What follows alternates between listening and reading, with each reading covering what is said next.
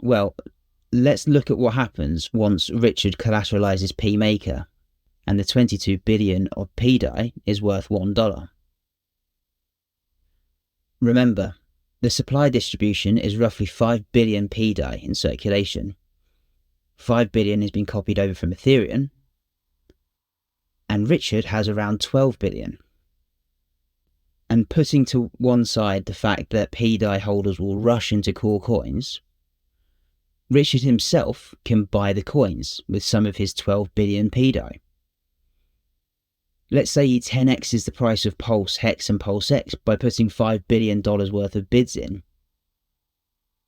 As he has backed PDAI with the same assets he has increased by 10x, the value of the collateral in the vaults would increase by 10x. The 52 billion will now be worth 520 billion. That means we would be 2,280% over collateralized. Way above the 150% minimum threshold. So he can then increase the amount of PDAI he takes from his personal vaults. Let's say he mints up to 100 billion PDAI. We would still be 520% over collateralized. Still way above the minimum threshold. And the if function would still be satisfied. Therefore, PDAI would still be $1. Again, he can use the PDAI to put more bids in, lifting the price of the core coins by another 10x. Lifting the value of the contents of the vaults by another 10x. And he can just keep doing this. And this is the whole point of PDAI. Richard is creating himself a money printer. He can continually... So, if you're looking at that, friends, that's the Hyperloop in a nutshell.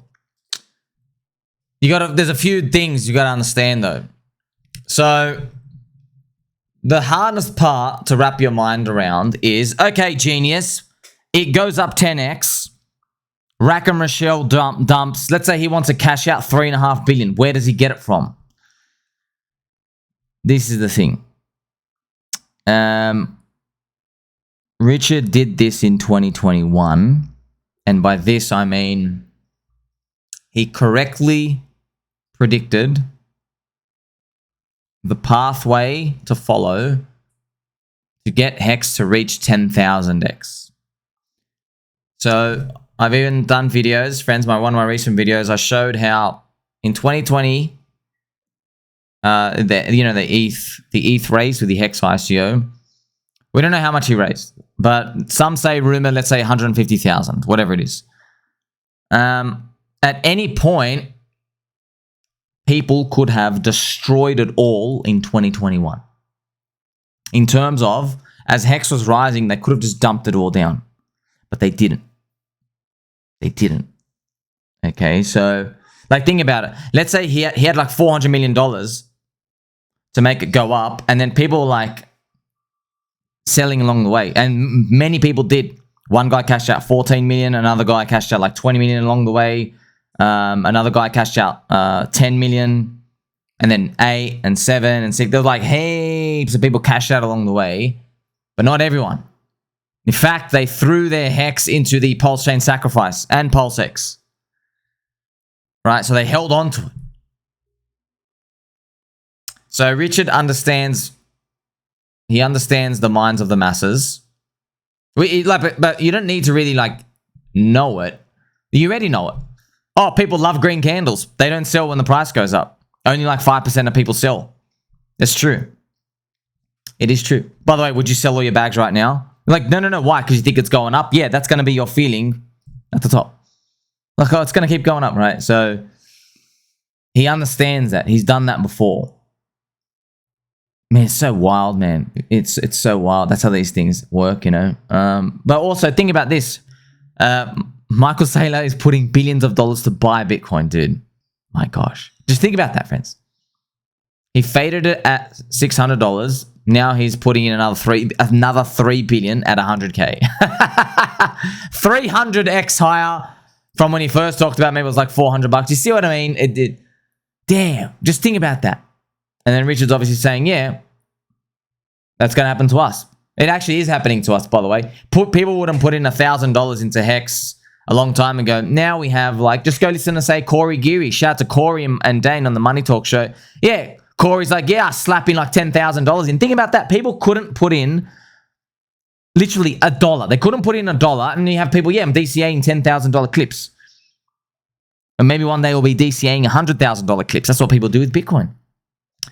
So this is the Hyperloop, friends, and yeah, the Hyperloop, as you get to see what happens. He moves the PDI in. But look, it's just wild.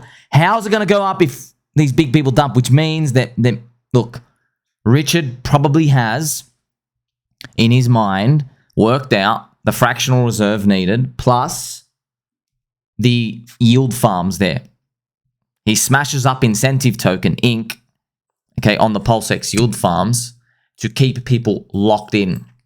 Because you can almost hear him whispering, saying, why would people bridge out? Why would they bridge out? There's yield here. Why would they bridge out?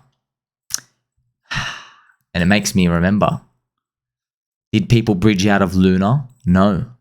They stayed in Luna UST, earning that 19% yield. They stayed there. Even though it was unbacked. They only had 10% of the reserves to back it. So it was 16 billion market cap. They only had 1.6 billion in the reserve. That was 40,000 BTC, okay? Interesting, yeah, interesting. So it's wild. Look, there will be an unwind. There's always an unwind, but there'll be a lot of mindshare, liquidity rails, and you'll be a household name. He'll be like he's part of the furniture now, like Charles Hoskinson, Cordanzo. Oh, man, I got some prophecies coming, friends. I think, yeah. I really think Crypto Kobe, he's going to say some stuff about Richard Hart. Mark my words. Catch you in the next one.